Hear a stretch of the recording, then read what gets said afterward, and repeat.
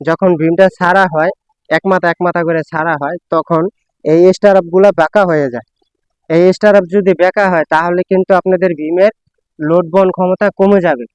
তো যার ফলে অবশ্যই আপনারা যখন ভীম ছাদ নির্মাণ করবেন তখন এই ভীমগুলো রড বাইন্ডিং করে যখন ছাড়া হবে, ভীমগুলো যাতে বেঁকা না থাকে, এবং ভীমটা ছাড়ার পরে এই যে যে স্টারআপগুলো আছে এই রিংগুলো যাতে টেরা না হয়ে থাকে, রিংগুলো যাতে সোজাসুজি থাকে।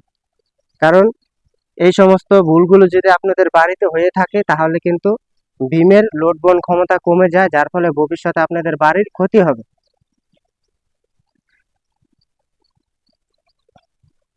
তো এখানে ভীমের রড বাইন্ডিং করা কাজ কমপ্লিট, ভীম ছাড়া হয়েছে।